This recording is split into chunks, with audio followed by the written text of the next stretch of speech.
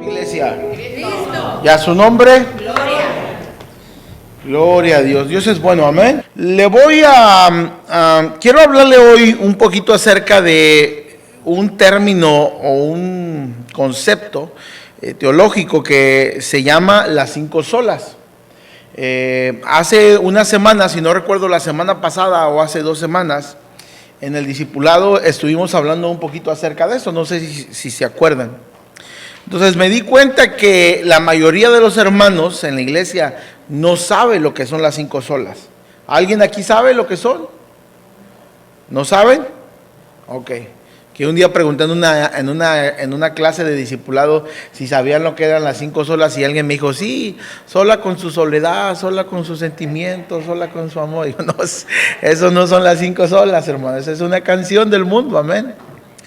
Pero las 5 solas es un concepto que la iglesia protestante tuvo que desarrollar para hacer que todo en la iglesia fuera más simple. Y quiero comenzar platicándole que en los años 1500, hace ya mucho tiempo, la iglesia existía varios concilios de la iglesia. Por ahí a veces yo escucho gente que dice, la iglesia, voy a decir el nombre, ¿ok? Y sin afán de criticar ni señalar a nadie, ¿ok? Pero mucha gente dice, la iglesia católica es la única iglesia que ha existido desde el principio. Y no es verdad, hermano. Ellos alegan y dicen que la iglesia protestante nace después del 1500 y que entonces de ahí vienen un montón de otras iglesias, pero eso no es verdad. Desde el 310, en uno de los concilios de la iglesia, ellos encuentran una fisura en medio de sus creencias, y le voy a decir cuál. ¿Usted sabe cuál es el credo? ¿Usted ha oído el credo? Dice el credo, creo en un solo Dios, Padre Todopoderoso, Creador del cielo y de la tierra, de todo lo invisible y lo visible, Dios de Dios, luz de luz, Dios verdadero de Dios verdadero, engendrado, no creado, de la misma naturaleza del Padre. Y entonces sacan en el concilio, no recuerdo el año exactamente, sacan el credo, y había 7 iglesias principales. Ha visto que el Apocalipsis manda 7 cartas a las 7 iglesias, ¿verdad? Entonces había 7 iglesias principales, y entonces estas 7 iglesias principales se reunían, ¿en dónde cree? En Roma. Se reunían en Roma, y entonces ahí debatían y hablaban acerca de la doctrina de la iglesia. Y entonces ahí en Roma sacan el credo, que hasta el día de hoy está vigente, el credo de Nicea, si no me equivoco. Y entonces ellos sacan este credo, que ahora es una oración en la iglesia católica, o siempre ha sido una oración en la iglesia católica.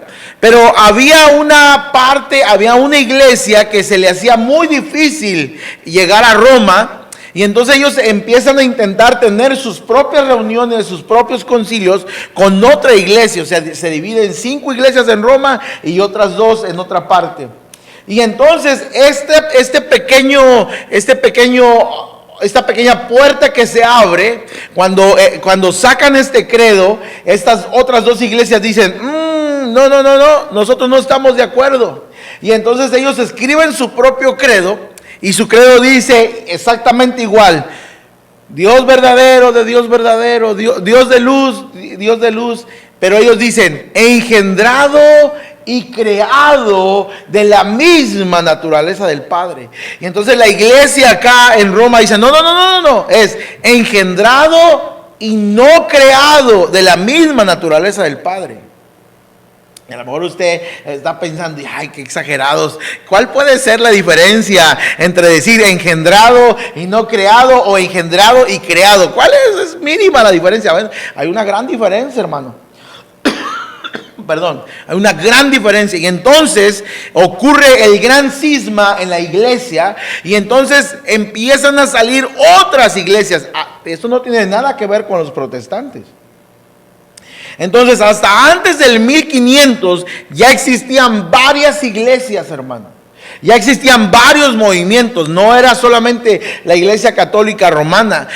Aquí nace la Iglesia Católica Ortodoxa. Una es Romana Universal y la otra es Católica Ortodoxa. Ya empieza entonces a haber diferentes iglesias. Para el año 1500, y esto es muy importante que lo entendamos, la iglesia empieza a tener un poder absoluto, aún por encima de los reyes, porque en este tiempo todo se manejaba con monarquías, había reyes, no había presidentes, no había gobernantes, eran reyes los que existían. Y entonces todos los obispos, arzobispos y los papas y todos aquellos clérigos o aquellos hombres importantes de la iglesia empezaron a recibir una autoridad que sobrepasaba su moral y una autoridad que sobrepasaba su entendimiento, y entonces empezaban a hacer cosas que no estaban bien. Ellos de repente, si un rey les caía mal, lo excomulgaban. ¿Usted entiende lo que significa excomulgar? Sí, quiere decir que lo encontraban culpable de algún pecado y lo expulsaban de la iglesia. Excomúlguenlo, sáquenlo de la iglesia. Y al excomulgar a alguien de la iglesia, imagínense, si yo mataba al que excomulgaban, tenía el derecho de quedarme con todo lo que le pertenecía. Entonces, cuando los clérigos de la iglesia tienen este poder, los reyes se someten a lo que los obispos, arzobispos y papas digan, porque tenían un poder tremendo sobre ellos. Y entonces empieza a haber una guerra política entre quién tiene el mando de la iglesia, porque quien tenga el mando de la iglesia tiene el poder absoluto sobre lo que se estaba moviendo en aquellos tiempos. Y de repente por ahí salió un hombre que se le hizo una buena idea enseñarle a la gente que cuando uno muere iría a un lugar que se llama el purgatorio, hermano. ¿Alguien sabe qué es el purgatorio? ¿Mande? No existe. ¿Pero entiende usted qué es el purgatorio? No es cuando el niño se empacha, hermano. No tiene nada que ver con eso.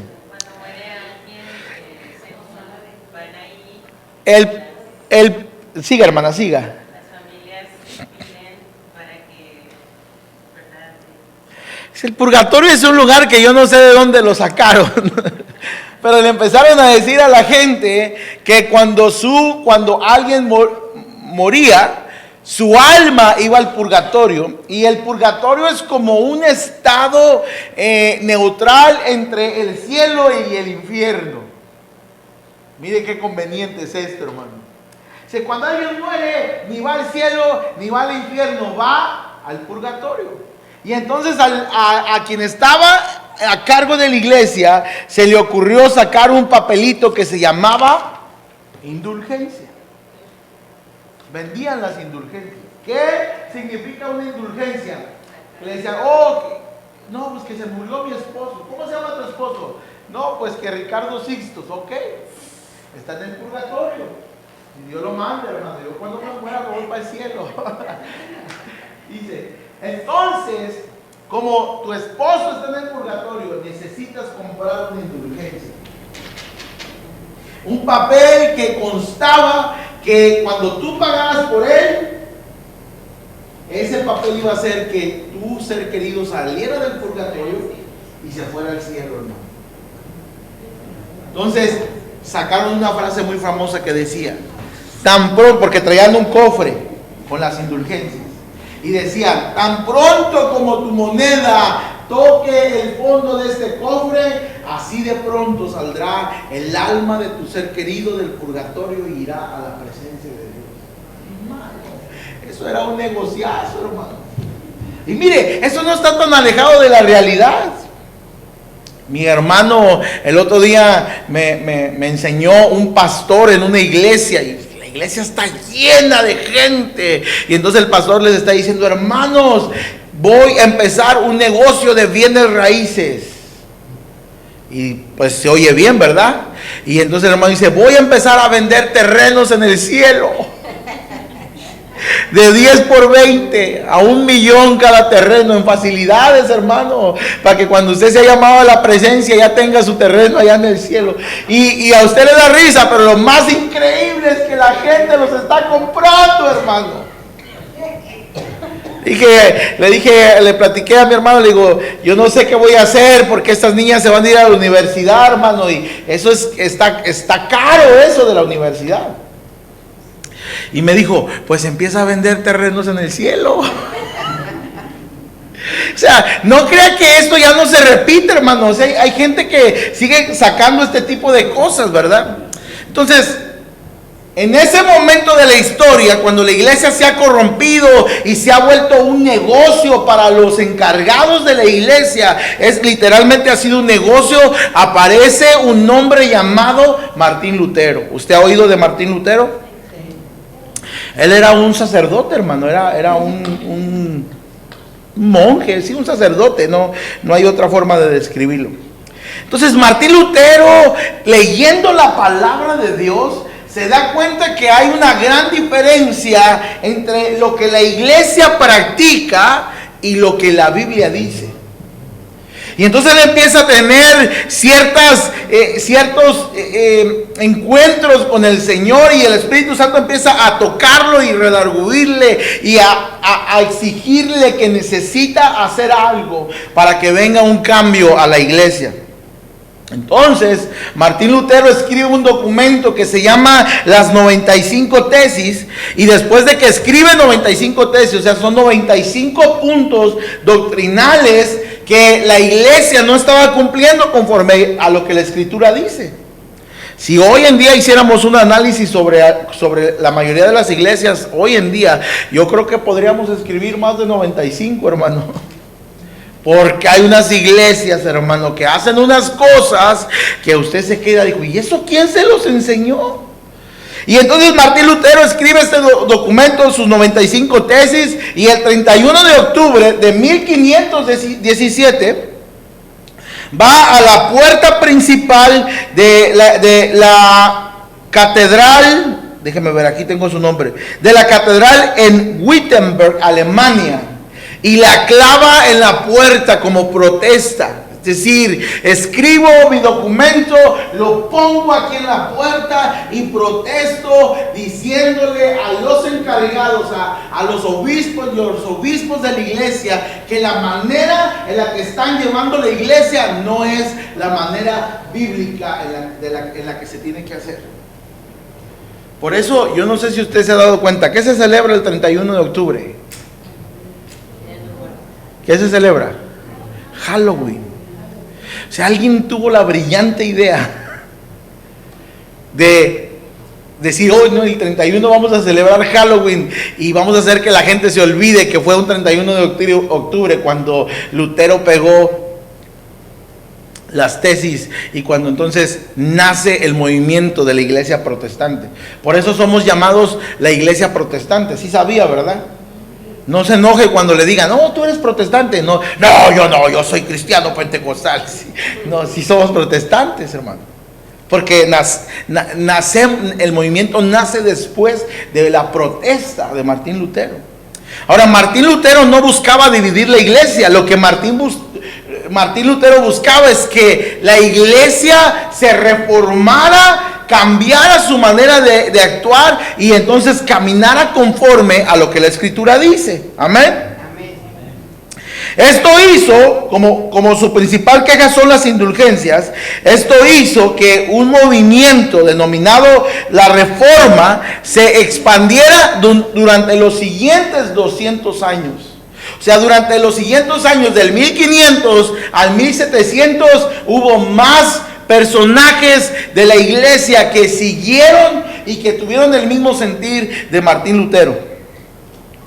O sea, los dijeron, oye, lo que está diciendo es verdad, lo que escribió ahí no es mentira, tenemos que hacer algo, las cosas tienen que cambiar. Y entonces este movimiento comenzó a reformar la teología de la iglesia y se empezó a buscar una forma de estar más cerca de lo que la Escritura dice. Por años, los teólogos de la Reforma cuestionaron cambiaron el entendimiento de la salvación del hombre que la Iglesia Católica abrazaba y junto con toda la teología relacionada al plan de redención.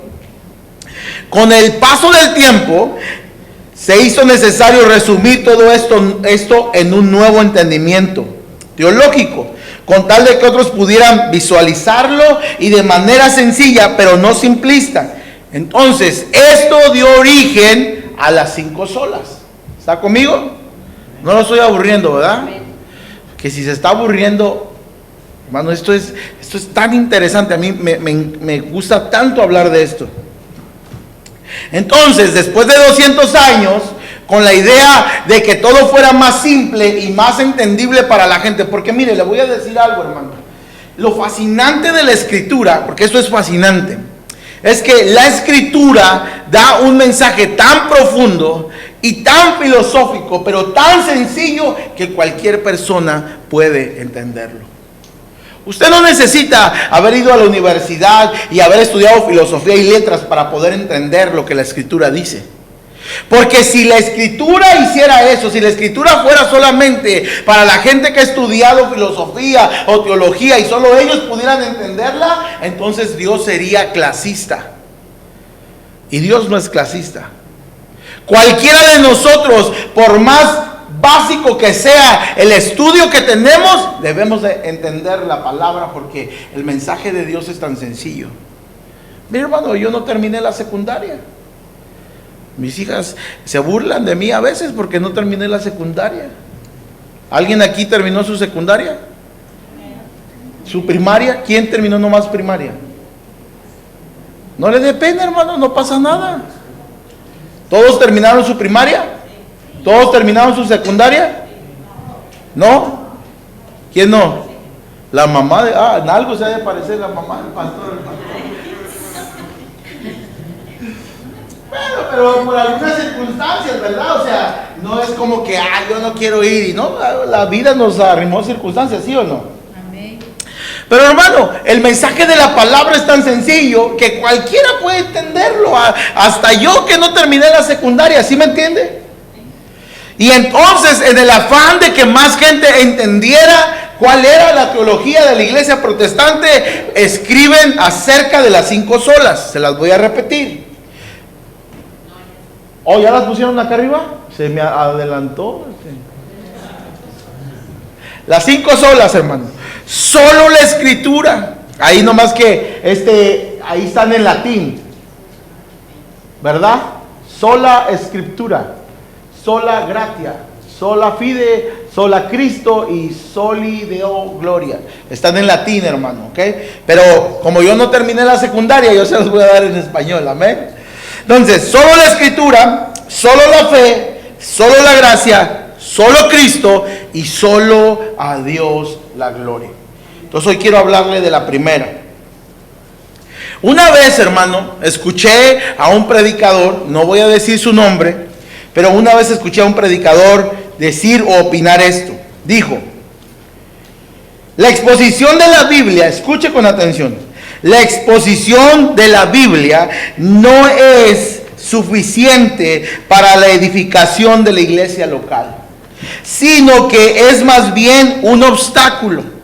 La idea que proponía dicho predicador o dicho líder es que tenemos que simplificar el mensaje de modo que podamos ser más aceptable de acuerdo a las exigencias de la cultura contemporánea.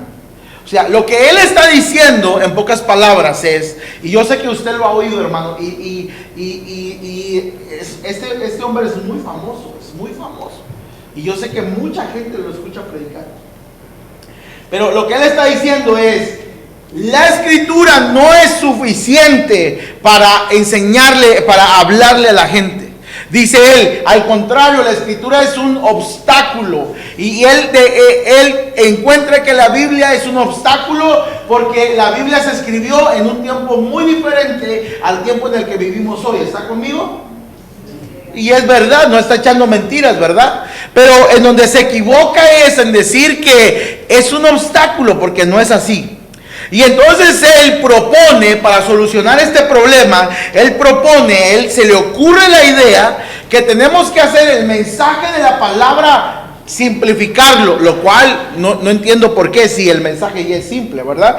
Pero dice él que tenemos que simplificarlo de modo que podamos acomodarnos o adaptarnos y ser aceptables a lo que está sucediendo el día de hoy. Y hermano, eso es un concepto totalmente equivocado. Si usted piensa así, lo vamos a meter al cuartito, lo vamos a ungir con aceite caliente, y porque eso está totalmente equivocado, hermano. Contradice completamente al concepto de solo la escritura. ¿Por qué, hermano? Porque el concepto de solo la escritura dice que la palabra de Dios es la máxima autoridad en materia de fe y de práctica. Por lo tanto, nada que contradiga la revelación de la palabra de Dios puede regular la vida del creyente. Nada, hermano, escuche. Ahora, ¿cuántos de aquí son miembros de la iglesia? Levanten la mano los que son miembros. Hay varios que no son miembros. Necesitamos hacer los miembros, amén. Sí, hay algunos que se quedan, ¿qué son miembros? Yo vengo los domingos, ¿cuál es el problema? Bueno, hermano, es que la iglesia practica la membresía. ¿Qué significa eso? Que usted necesita pasar un proceso para hacerse miembro oficial de la iglesia, ¿ok? Y para eso necesitamos hacer una sesión de negocios y alguien tiene que proponerlo a usted como un candidato que califica para ser miembro, y entonces alguien más se tiene que levantar en la sesión de negocios y decir yo secundo la noción, o algunos pueden decir yo me opongo a la noción, también puede pasar. Pero alguien se tiene que levantar y dice yo propongo a Yafat y a Inés Sixtos para que sean recibidos como miembros de la Iglesia de Dios de la Profecía en el este de Los Ángeles. Y entonces alguien tiene que secundar la noción para recibirlos a los miembros. Y la iglesia tiene que aceptar a los miembros. Escuche. Después de que la iglesia acepta a los miembros, después de que aceptamos a los nuevos miembros, los miembros tendrán que venir aquí enfrente. Yo no sé si todos los que son miembros aquí lo hicieron, ¿verdad? Tienen que venir aquí enfrente y entonces ustedes van a hacer un pacto. ¿Hicieron el pacto o no? Los que son miembros, ¿hicieron el pacto? ¿Sí? Ponen la Biblia, usted pone la mano sobre la Biblia. ¿Está conmigo? ¿Y qué dice ese pacto? Hay una parte importante de ese pacto que es a lo que quiero llegar. Cuando usted hace ese pacto, usted dice que usted reconoce la palabra como la máxima autoridad. Pero dice, es más, ese pacto ya se ha corregido porque había algo con lo que no se estaba 100% de acuerdo. Porque ese pacto decía que creíamos en la palabra correctamente dividida y en el Nuevo Testamento como nuestra única regla de fe. ¿Se acuerdan o no? Los que lo hicieron. Ya se corrigió, hermano. Ya no es solo el Nuevo Testamento, es toda la Biblia. Correctamente dividida, pero toda la palabra como la única regla de fe. Lo que las 5 solas o solo la escritura dice es que no hay una máxima autoridad que no sea la palabra sobre la vida de los creyentes. Ningún pastor, ningún obispo, ningún supervisor, ningún profeta, ningún apóstol, ningún maestro, no hay nadie que esté por encima de lo que la palabra dice, amado. Nadie. Por eso usted tiene que estar atento a lo que se predica aquí en la iglesia, porque si yo le predico algo que la escritura no dice, no es, hermano. Hermano, si usted no diezma, se va a ir al infierno. ¿Eso dice la escritura? No, entonces no es. Por eso hay en tantas iglesias que suceden tantas cosas y cosas que dices tú, ¿cómo puede estar pasando eso? Porque mira, digo esto con mucho respeto, pero ¿en cuántas veces no hemos visto en la televisión o en las noticias o escuchado en una iglesia donde el pastor le dice a un hermano que soñó con su esposa? Eso ha pasado, hermano. Y allá está el otro hombre tarugo, ay, pues el pastor soñó contigo.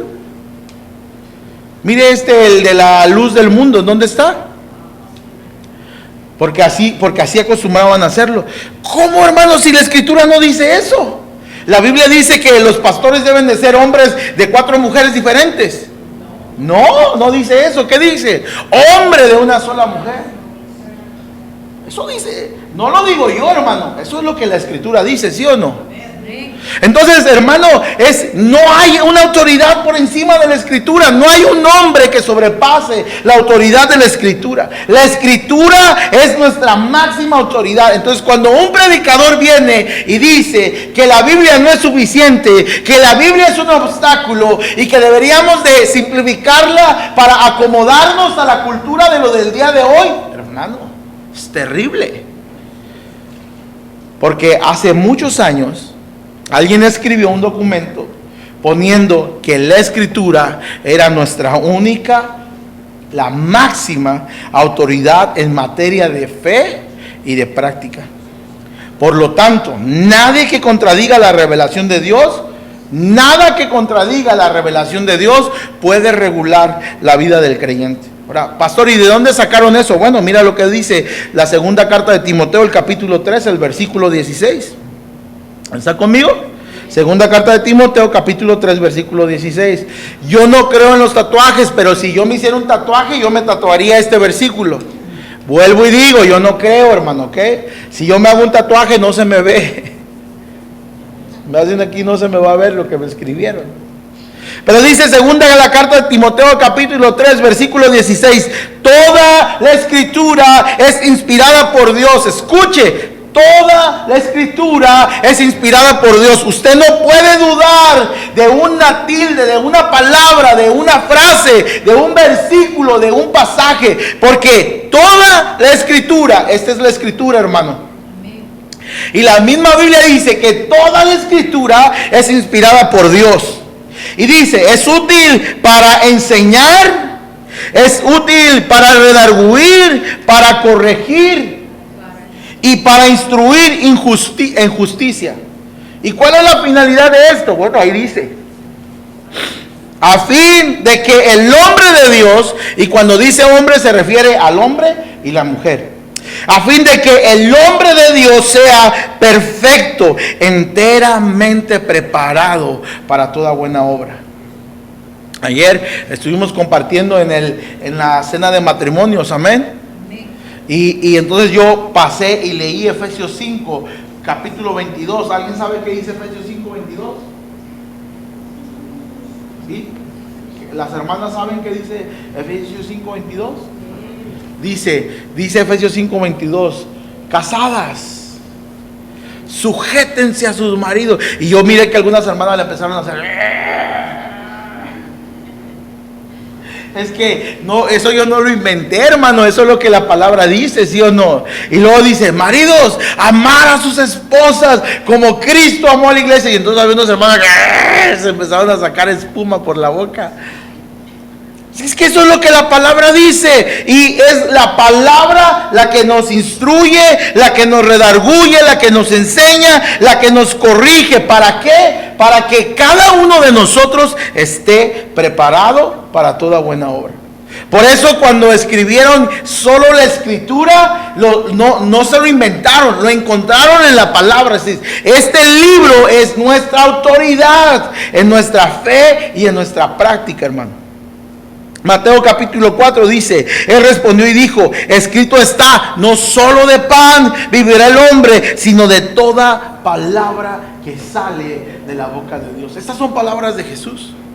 Jesús está ayunando, Satanás llega, lo toma, lo lleva, está en el desierto con él y le dice, dile a esas piedras que se conviertan en pan. Si eres el Hijo de Dios, dile a esas piedras que se conviertan en pan. Entonces Jesús le dice, no, Satanás, apártate de mí, mentiroso. No solo de pan vivirá el hombre, sino de toda palabra que sale de la boca de Dios. ¿Dónde están las palabras que salieron de la boca de Dios?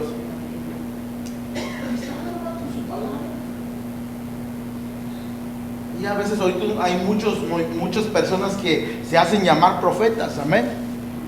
Y a veces profetizan cada cosa, hermano. ¿Qué dices tú?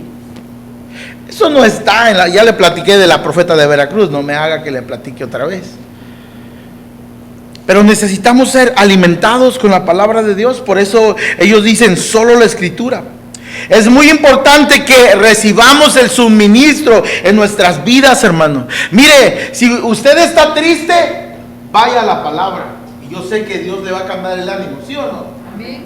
Si usted está ansioso, vaya a la palabra y Dios le va a dar paz, hermano. Si usted está desanimado, vaya a la palabra y Dios le va a dar ánimo. Si usted está cansado, vaya a la palabra y Dios le va a dar fuerzas, hermano. Es que si entendiéramos lo que implica que Jesús dijo que no solo de pan viviría el hombre, sino de toda palabra que sale de la boca de Dios, entonces nuestras vidas cambiarían y serían diferentes. Porque en todo momento tendremos que venir a la palabra. Cuando usted va a tomar una decisión importante, ore a Dios, pero también vaya a la palabra. Cuando usted tiene que regañar a sus hijos, ore a Dios, pero también vaya a la palabra, hermano. Porque la palabra nos enseña cómo podemos corregir a nuestros hijos de una manera eficiente. La palabra dice que a veces es bueno, ¿sí o no? Eso dice. La palabra también dice que a veces no es necesario, hermano, es con el consejo de la palabra. O sea, es que la palabra tiene de todo y para todo, hermano. Mire, yo por muchos años, usted sabe que mi hijo el mayor no es mi hijo de sangre, ¿verdad? Pero es mi hijo porque yo lo engordé, hermano. Trabajé para que ahora cuando él venga y le vea ese cuerpo que tienes, yo fui el que le di para que tuviera ese cuerpo. Por eso yo siempre digo, es mi hijo. Pero hubo un momento en nuestro matrimonio, cuando todavía no nacían nuestras hijas, en que no lográbamos ponernos de acuerdo cómo íbamos a hacer con él, qué decisiones, cómo lo íbamos a educar, ¿verdad? Hubo un momento que fue crítico, que fue difícil. Y entonces yo venía a la palabra y yo decía, la palabra tiene de todo y para todo, pero no dice nada de los padrastros. No, Dios, ¿por qué no escribiste aquí de los padrastros? Y es que parecía como que yo tenía una venda en los ojos y no veía, hermano. Porque Jesús tuvo padrastro. ¿Sí o no? Sí, tuvo su padrastro. Y no habla directamente de los padrastros, pero la Biblia habla de la adopción. Habla del poder de la adopción. Y cuando usted lee la Biblia de la adopción, se va a dar cuenta que la Biblia le dice a los padres que adoptan hijos que estos hijos adoptados tienen que ser puestos en la misma posición que sus hijos de carne. Que no puede haber una diferencia. Y es más, nosotros somos adoptados por el Padre. Y habla de cómo Él nos empodera a través del espíritu de adopción. O sea, porque no os es dado espíritu de cobardía, sino de hijos a través de la adopción, hermanos. Entonces cuando yo empecé a entender estos conceptos, abrió mi mente. ¿Y por qué le digo esto? Porque la palabra tiene de todo y para todo. Vaya a la palabra, hermano. Aliméntese con la palabra. Mire lo que dice Primera de Pedro capítulo 2 versículo 2.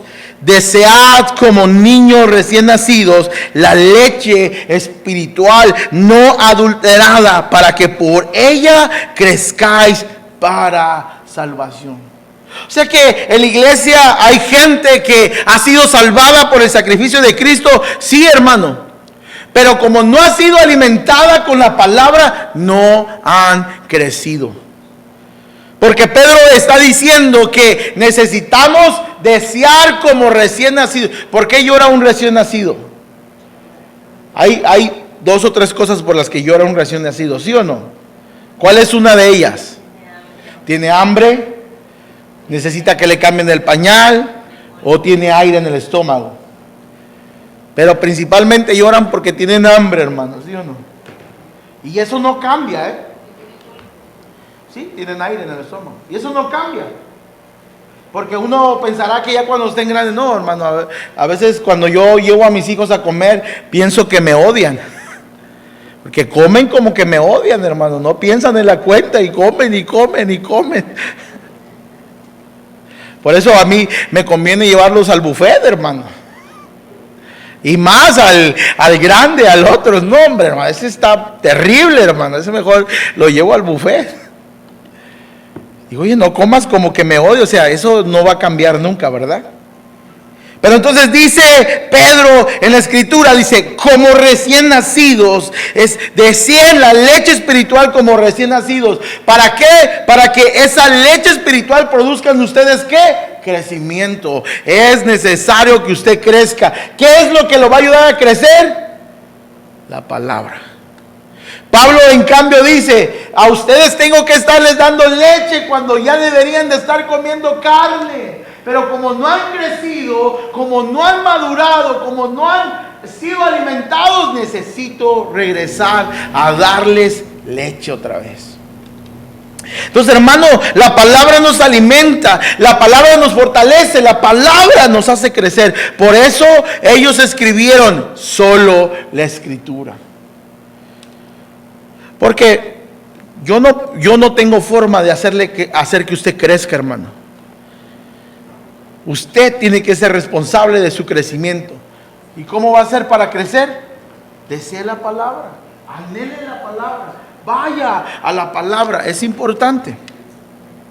Entonces, amado, yo espero que usted entienda que nosotros necesitamos ir a la palabra. Efesios capítulo 5, versículo 26.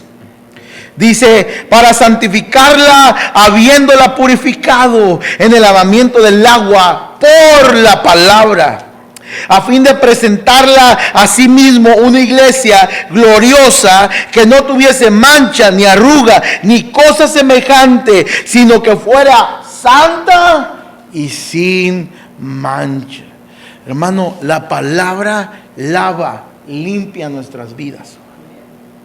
Ahora, es necesario que entendamos, somos lavados de nuestros pecados a través de la sangre de Cristo. Eso es verdad.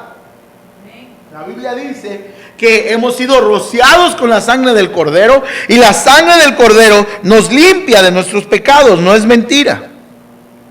Pero como ya fuimos lavados por medio de la sangre, necesitamos entender que necesitamos ser lavados de nuestra vida natural, en nuestra vida diaria, hermano.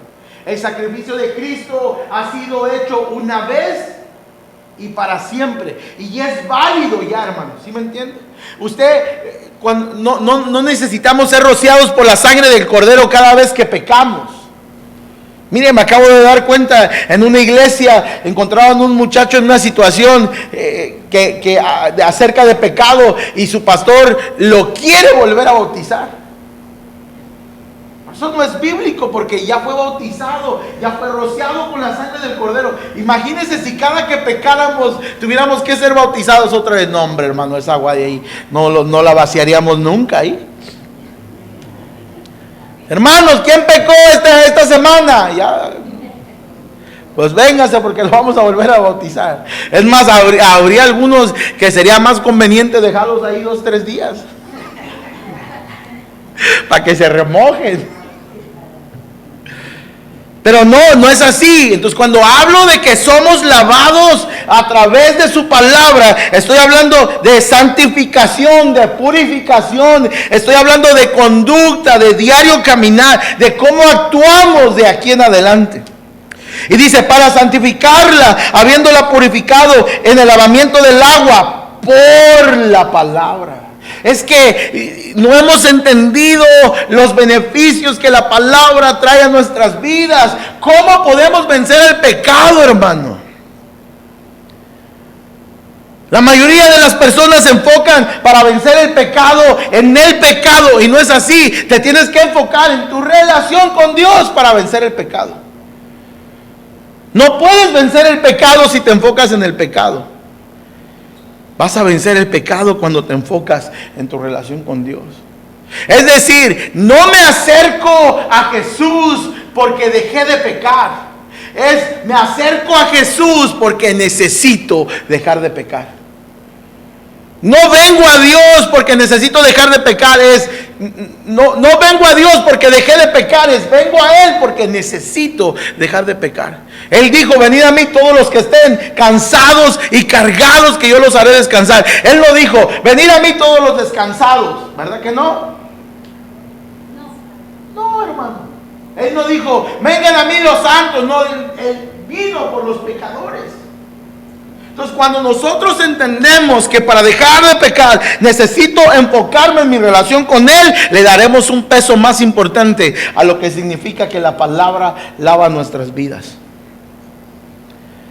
Mira, hermano, yo le he dicho a la gente, si eres una persona que navega con sus pensamientos, que tiene pensamientos sucios, ¿qué necesitas hacer?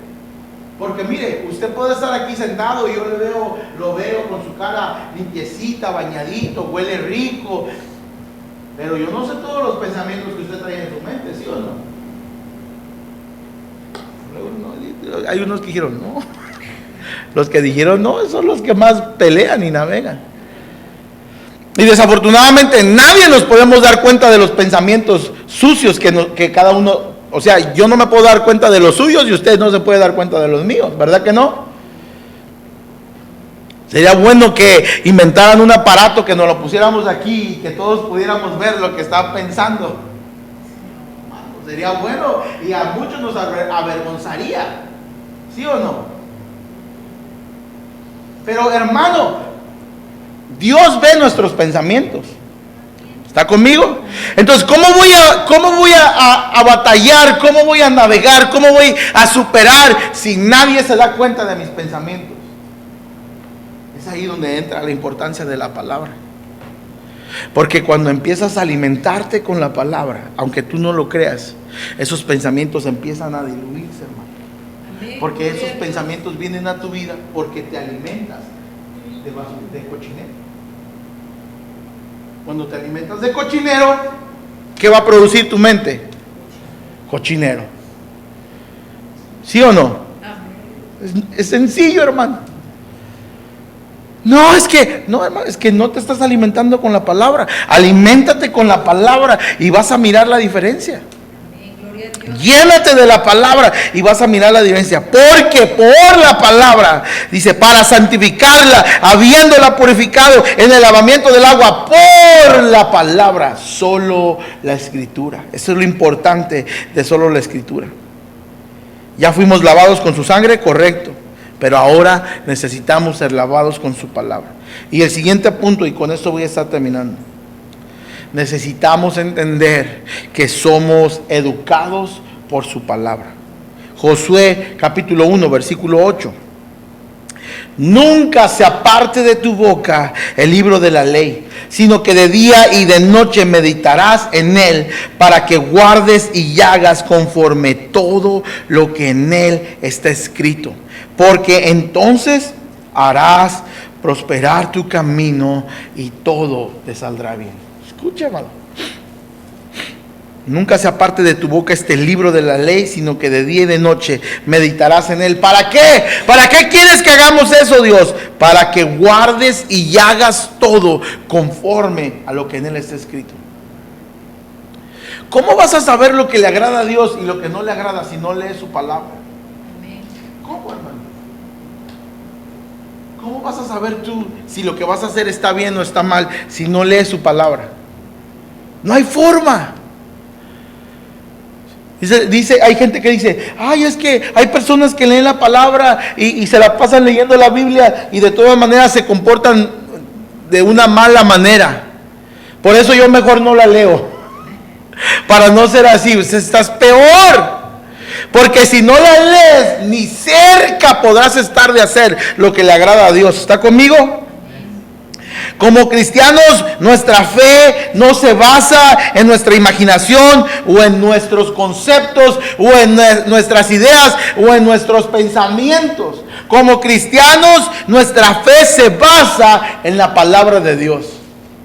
Mire, hermano, un día tuve una plática con unos hermanos que ni hermanos eran, yo creo. Ahorita con lo que le voy a platicar usted me va a dar la razón. Y entonces estos se reunían a orar. ¿Y sabe qué oraban?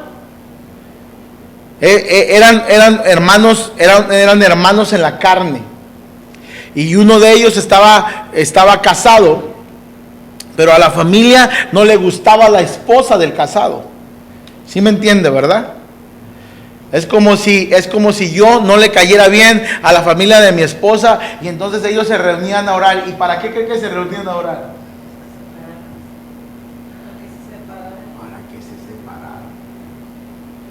Señor, ya sea que se muera o que se vaya con otro, pero haz algo, pero que ya, Señor, que se separen ya. Y todavía decían, en el nombre de Jesús.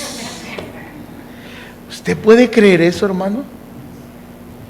¿Usted puede creer que un grupo de creyentes se reunieran a orar para que su hermano dejara a su esposa? No, otra, hermano. Y mi esposa sabe que no estoy mintiendo. Ella fue testigo de lo que escuchamos. La amante, hermano, la amante de un hombre. Nosotros empezamos a ministrarla y la amante nos dijo, estoy orando y ayunando para que deje a esa bruja, porque ella no es una mujer de Dios y yo sí, dice. Hermano,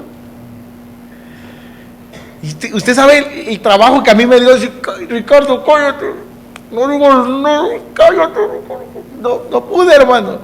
Estás mal, ¿cómo? No puedes. ¿Cómo dices que eres una mujer de Dios y te metiste con un hombre casado y estás orando porque la bruja es la esposa? ¿Usted cree que Dios va a escuchar esa oración? ¿Usted cree que Dios va a cumplir el capricho de esa mujer? ¿Y sabe por qué hacemos eso? Porque no hemos sido educados con la palabra.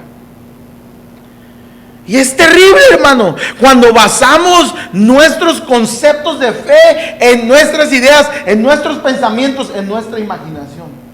Y es tan terrible que en la Biblia hay una historia que cuando Dios sacó al pueblo de Egipto, ¿la has leído, hermano? Moisés sube al monte para hablar y consultar a Dios. ¿Está conmigo? Sí. Y entonces, como ellos ven que Moisés tarda en bajar, ¿qué dicen? Oye, ya se tardó. ¿Por qué no hacemos un Dios nosotros? Ahora, la idea original no es inventemos otro Dios, Escucha, porque esto es lo importante. Es que ellos no inventaron un Dios. Porque a ese Dios que ellos adoraban lo llamaban Jehová. Lo que ellos inventaron es una imagen que representara al Dios del que ellos habían oído. Y todos trajeron el oro que tenían. Todos trajeron lo que tenían, lo fundieron ahí en el fuego y entonces armaron lo que la Biblia llama un becerro de oro. Y todos comenzaron a adorarlo. Todos pensaban que eso era una excelente idea, hermano. Porque cuando las personas en el mundo son idólatras y hay ignorancia en sus vidas, dices tú, bueno, hay ignorancia en la vida de la persona. Pero qué terrible cuando creas un Dios que tú crees que es el Dios verdadero basado en media información que tienes, pero que no estás concreto de lo que estás haciendo, hermano. Y mira lo que sucede. Tú, si has leído la historia, te vas a dar cuenta de lo que sucede, ¿sí o no? ¿Qué pasó después? ¿Sabe qué pasó después? Cuando baja Moisés. Dice, ¿a quién se le ocurrió esta idea? Y entonces los levitas sacan la espada y matan a aquellos a que se les ocurrió la idea, ¿sí o no? Y de ahí viene el llamamiento a los levitas, hermano, porque ellos mostraron su fidelidad a Dios. Hermano, por favor, entienda y comprenda que somos educados a través de su palabra. Creer los hechos o relatos de la Biblia es como saber un abecedario espiritual. Familiarizarnos con las palabras, los hechos, las historias, las expresiones de la Biblia forman en nosotros los componentes básicos que el Señor puede usar para mostrarnos más de la verdad en su palabra, hermano. Su palabra es su palabra. Primero, somos lavados en su palabra y en su palabra nosotros somos educados, hermano. Mire, yo he conocido gente que llega a la iglesia y no sabe leer. Y y no es para vanagloria, pero hemos tenido la oportunidad de enseñarle a gente a leer con la palabra. Cuando yo en México era líder de jóvenes, a la iglesia llegaban unos niños que no sabían leer, y entonces comenzamos a trabajar y con la palabra les enseñamos a leer, hermano. Hay una hermana también, mi esposa sabe, que no sabía leer y le enseñamos a leer nosotros con la Biblia. Y luego un día la pusimos a enseñar y la hermana estaba adoctrinando a la gente. Y tú dices, bueno, esta mujer no sabía leer y ahora ya está dando doctrina, ¿cómo le hace? Porque la palabra nos educa, no solo nos limpia, no solo nos alimenta, la palabra nos educa. Por eso la importancia de que entendamos las 5 solas, hermano. Y la siguiente semana voy a estar hablando de la que sigue. Vamos a estar hablando durante 5 semanas de esto. La siguiente es solo la fe. Si ahora vimos solo la escritura, no hay una máxima autoridad por encima de la escritura. Nadie, hermano. Escuche, nadie, ningún hombre, ninguna mujer, nadie, hermano, puede estar por encima de lo que la escritura dice. Le voy a contar una última situación que nos pasó. Fuimos a un evento que nos invitaron y entonces estaba ahí un hermano que él decía que era profeta. Y entonces él decía que era profeta, y estando ya después de predicar y ministrando a la gente en la iglesia, había una pareja que él había dejado a su esposo y ella había dejado ella había dejado a su esposo y él había dejado a su esposa, y se juntaron, salieron de la iglesia donde estaban y se fueron a una nueva iglesia.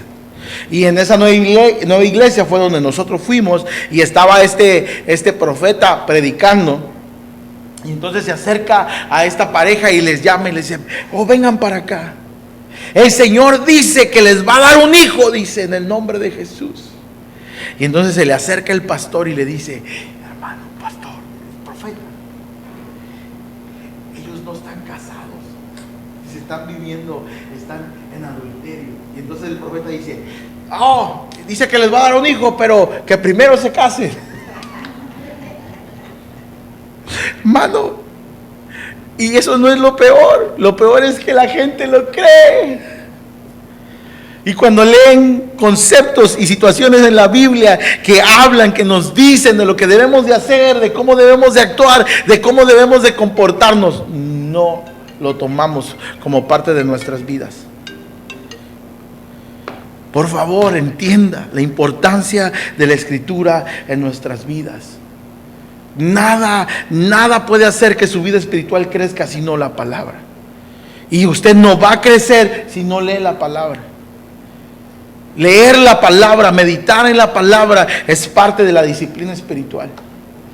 Y usted debe de practicarlo, hermano. Pastor, es que a mí no me gusta leer, a mí tampoco. Pero esto es como cuando no nos gusta comer fruta o verduras. ¿A quién le gusta comer verduras? A mí no, hermano. Ayer estaba al lado del obispo Morales y miré que en su plato dejó toda la verdura. Y yo también. Y su esposa le dijo, ¿no te comiste la verdura? Y le dijo, no me gusta la verdura, dijo. Y yo dije, gloria a Dios, ya somos 2, hermano. Pero es así, hermano. La escritura va a hacer que su vida sea fortalecida. Amén. Amén. Póngase de pie.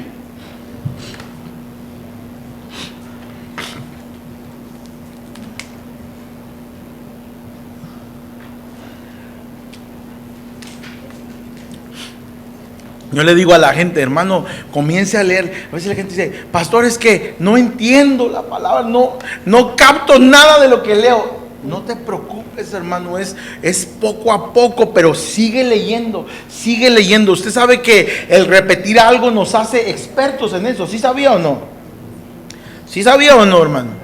Hermano, el repetir un movimiento, repite, lo va a hacer que usted se haga experto en lo que está haciendo, hermano. Pero es que usted quiere leer una vez al mes la Biblia. Ya le dije aquí, hay gente que llega a su casa y abre la Biblia y tiene la Biblia así. Salmo 91. Y ya creen que porque tienen la Biblia así, en el Salmo 91 ya, Jehová es mi pastor y nada me faltará. Ya, piensan que porque la tienen así, ya, es ya. Aquí hay paz porque tengo el Salmo 91 o el Salmo 23 o cualquier salmo, hermano, ya piensan.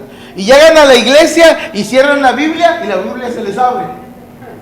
Porque siempre la tienen abierta, ¿sí o no? Ay, se vuelve a abrir en el mismo salmo. Y en cambio hay gente que todo el tiempo tiene la Biblia cerrada, hermano. Nunca la abren, hermano. Nada más la agarran el domingo, le sacuden el polvo y se vienen a la iglesia, ¿sí o no? Y cuando la abren, ¿qué hace la Biblia? Se cierra, porque siempre la tienen cerrada, hermano. No, que Génesis, le dice uno Génesis, y los veo acá que ya andan en el Apocalipsis. Digo, que están buscando allá atrás y Génesis está al principio. Pero ¿sabe por qué? Porque como nunca la abren, no saben en dónde está Génesis. O hay gente que la agarra como baraja así. No, ¿por qué? Pues tú debes de saber en dónde está, porque te estás familiarizado, ya la usas, mira. Hay unos que traen la Biblia nueva, hermano. Parece que la acaban de comprar y dicen, oye, ¿cuándo compraste tu Biblia? No, pues hace como 20 años y se ve nueva, dices, no la usas.